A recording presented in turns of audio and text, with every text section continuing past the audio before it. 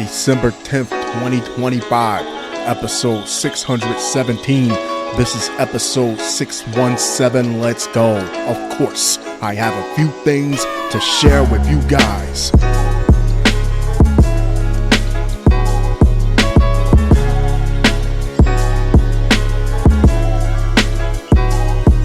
Shall we?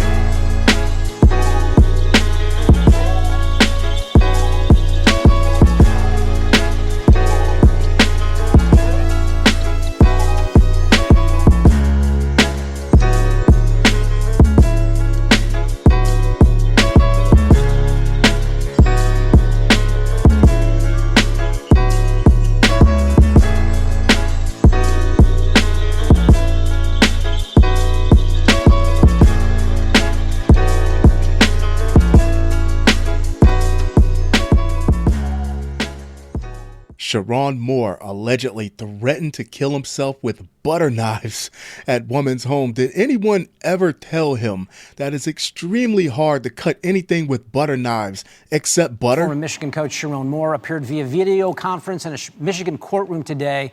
He has been charged with felony home invasion and misdemeanor counts of stalking and breaking and entering. Moore's bond has been set at $25,000. He's been in jail since Wednesday, hours after he was fired for having an inappropriate relationship with a staff member. It's not about the cheating on your wife or the alleged cheating on your wife. Nobody cares about that. Your vows of fidelity, blah, blah, blah, yada, yada, yada. Your job as a head coach still had about $12 million left to pay out. Now they don't have to give you a dime. This has to be one of the most expensive pieces of trim in recent history. See, people sleep with each other on the job all the time. They're not supposed to, but they do it anyway. And it's always one of you tender dick ass dudes that make it a volatile situation, especially coming off a bowl win in 2024. You had control of your own destiny. Sherrone Moore allegedly went to the home of a woman he's accused of stalking and threatened to take his own life with butter knives, though. It just seems so time consuming. Like, you would most likely change your mind halfway through the process before you even broke the skin after he was fired as the University of Michigan's head football coach on December 10th. Prosecutor Katie Rezmirski detailed the incident as Moore, 39, made his first court appearance where he was arraigned on charges of felony home invasion, misdemeanor stalking, and breaking and entering. Prior to arriving at the home of the alleged victim, Moore learned that he was being fired by the school for engaging in an inappropriate relationship with a staff member, according to University of Michigan interim president Domenico Grasso. Now, they're being very tap dancey with the wordage around here, inappropriate relationship, but 9 times out of 10, you don't break something off with someone that you're not sleeping with. Go Buckeyes! Too soon? The optimist in me believes he could have survived this and kept his job if he wouldn't have crashed out when the woman that's not his wife anyway broke things off. Things are actually going to go back to normal as they should. You had a good time. You can't hold on to this woman forever. Keep your wife and your job. It's a juggling act. She actually gave you the easy out here. Now I'm just speculating, but he had to make her feel like just breaking it off wouldn't be enough for her to air it all out like this and in turn expose herself to her employer by having to come to them for help. The identity of that individual is not being named at this time, but Rezmirski said in court, our victim broke up with a defendant on Monday morning. She eventually presented herself to the University of Michigan and cooperated in some form of investigation there. Now, 9 times out of 10, 9.9 times out of 10, you don't break up with someone, or you don't feel the need to have to break up with someone unless you're intimately involved with them. Take a look at the timeline of events that led to the arraignment today. Moore fired as Michigan's coach just on Wednesday with cause for him having that inappropriate relationship. He was then arrested later that afternoon and charged with felony home invasion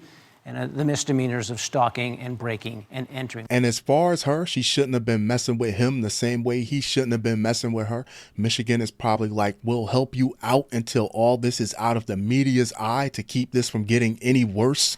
But you've been, to say the very least, compromised.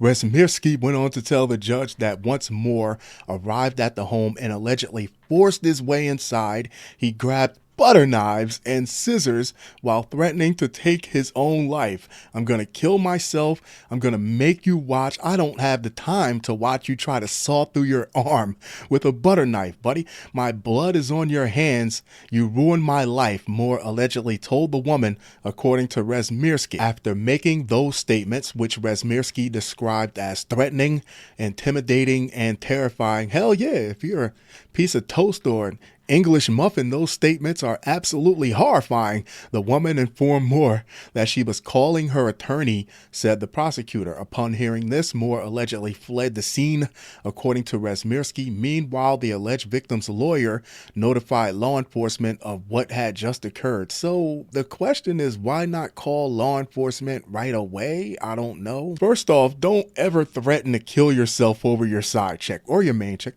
Whose mans is this? And you played your best card pathetically. Those butter knives was all you had on someone you don't even have to come home to.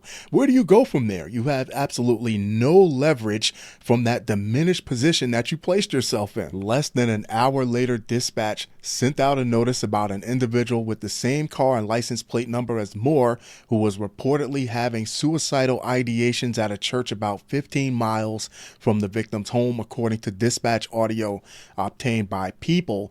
Jail records show that Moore was booked into custody with the Washtenaw Corrections Division around 8:30 p.m. Wednesday evening. Did you get the last trade, buddy? He was not charged, however, for 36 hours, and the counts being filed against him were not announced until just moments before his arraignment. Moore's attorney, Joseph Simon, who did not respond to a request for comment, said in court that he had yet to see a police report before the hearing. The prosecutor in the case recounted the timeline of what happened after the firing of Sherrone Moore. And that included Moore going to the home of his former mistress, who had broken up with him earlier that week, quote, barging his way in.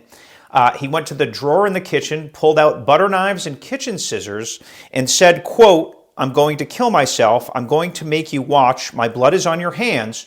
You ruined my life. That obviously precipitated the call to the police, which led to Moore being arrested and jailed. After hearing arguments, Moore was granted pretrial release with his bail set at $25,000.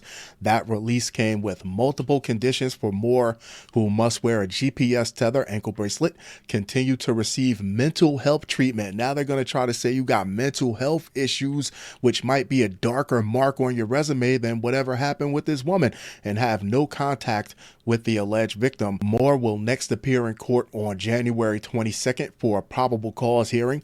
He and wife Kelly Moore, he has a beautiful wife, have 3 young children, and he was 2 years into a 5-year contract at the University of Michigan when he was fired on December 10th with calls for allegedly violating school policy.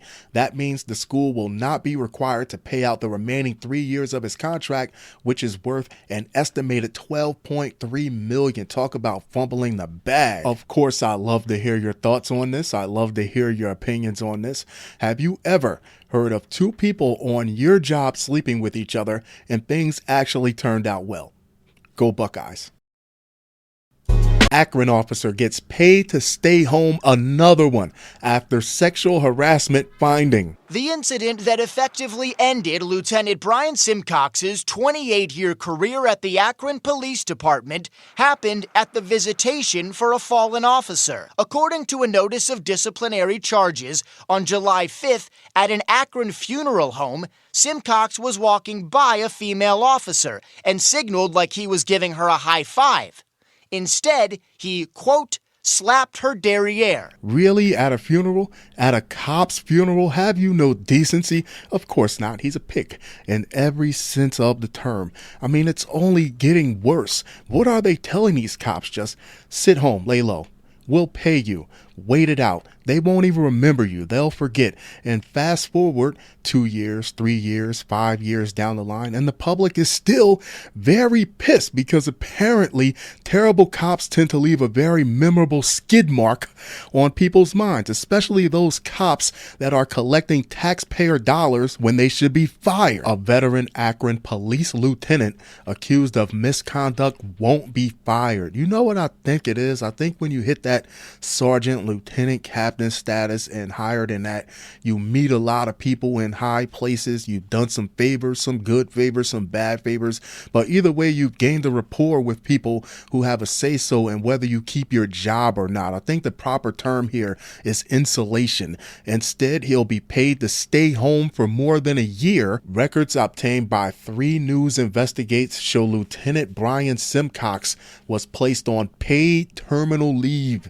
after an investigation found that he sexually harassed a co-worker. The incident that effectively ended Simcox's nearly 30-year career. It didn't end it, they just put it on hold with pay at the Akron Police Department happened at the visitation funeral for 30-year veteran detective Clay Cozart. The man's body isn't even cold yet, and you're fondling other officers around his casket, according to a notice of disciplinary charges on July 5th, 2025. Simcox was walking by a female officer who had at the time less than 2 years of experience in her role, and he knew that. With the Akron Police Department, Simcox signaled like he was giving her a high five. Who gives a high five at a funeral? Creepy. Instead, the report says that he slapped her derriere. Me personally, I'm surprised she didn't sock him one right on the spot, but I guess he was counting on her to have that level of decorum. And of course, he's a senior officer, so there's that. First off, don't touch anyone. All problems start with grab ass in the workplace and being overly touchy. Then what makes it equally disgusting is him being a lieutenant, knowing she's his subordinate and taking liberties with his position. And he's gross. That's like 3 L's. And it's Ohio, so that's like 4 L's. The notice says Simcox texted the female officer and apologized. It's too late now. What did you think? That she was going to like it? That she was going to smile? She was going to say, "Thank you, sir. May I have another?" You tricked her into raising her hand just so there was nothing in the way when you reached to grab her ass. That's incredibly disrespectful, which the city of Akron used as an admission of guilt. It also notes that another officer observed the incident. City officials determined that Simcox's actions were a form of sexual harassment. Damn right they were. Paperwork shows Simcox was placed on paid leave on August 6th, but on October 1st, Simcox and the city of Akron agreed to a settlement. Now, when you say city, that means the people that live within the city, the public. So who represented the city when this agreement was made? Who was in the room? I'm pretty sure there was a few people and they were all insiders. Nobody represented the people of Akron when this decision was made. The deal allows the lieutenant to remain on payroll through January 2027. Simcox's record ultimately will not reflect multiple instances that led to suspensions or losses of pay or benefits. How fortunate for him. 3 News reached out to Akron's largest police unit, the Fraternal Order of Police, the FOP, Lodge 7. It noted Simcox was not terminated and will leave the department in good standing. He should not. But the funeral home incident is not his first issue. Records show Simcox was demoted and suspended by former police chief Ken Ball in 2018 after he was the subject of a criminal investigation. It was found that he looked through a suspect's phone before finding and sharing offensive photos of her. The city of Akron later settled with the woman for $60,000. I'm curious, just how many women has he done this to in his 30-year career, either in the department or outside the department? And for the people who are co-signing this BS, who are sheltering him and trying to sweep this under the rug, are they on the same type of time as he is? Shout out to that lady officer that turned his ass in. I know they didn't make it easy for you. If you want to see a change in the behavior in law enforcement, it starts with the police policing their own, even when the public isn't watching. One review between October 21st, 2021 and September 30th, 2022 reads, administratively, that's filing papers. What about in the field when he can't keep his hands off anyone's ass long enough to grab a criminal? I couldn't have a better LT working for me. tasks are completed at a near bewildering speed while avoiding errors and needed omissions. It's literally almost equivalent to feeding an assignment into a machine and it popping out on the other end near simultaneously. Throughout his career, Simcox often had perfect attendance. Yeah, he's grabbing all the ass in the police department. Why stay home? He did not take days off. There's no ass at home. Subsequently, during his terminal leave, he will be paid for 480 hours of comp time and 233 hours of sick leave, literally rewarding disgusting behavior. 3 News Investigates reached out to the city of Akron and the Akron Police Department to learn more about how the settlement with Simcox was agreed upon. I love to know that. And to ask how the female officer involved was treated after the 2025 harassment. I'm pretty sure they tried to rough her up or tried to do something to get her from filing that complaint. I just know they did. The city of Akron responded, "We feel the current agreement that was reached was in the best interest of the city of Akron." When you say city of Akron, the city of New York, the city of New Brunswick, it's the people in the city. So how was this good for the people of the city of Akron when the people most likely didn't have a say-so in any of this? The city takes all employee complaints very seriously and believes that the actions taken in this matter were appropriate, definitive, and final. If you liked him that much, you should have took him out to get a lap dance 2 or 3 times a month. Then he wouldn't be wearing his penis on his badge, chasing ladies' asses around the police department and at funerals. Fun show, fun show, fun show. The music for this episode is from Rob EVN. Get your music from Rob EVN. I'll leave the contact information down here at the bottom. If you're a producer and you would like to have your music featured on an episode of this podcast, reach out to me on any one of my socials. Don't forget to follow me on all my socials. Find me wherever you listen or watch your favorite podcast. I am there. That being said, I'm going to wrap this one up, but I'll be sure to talk to you guys very, very soon. Jusqu'à la prochaine fois.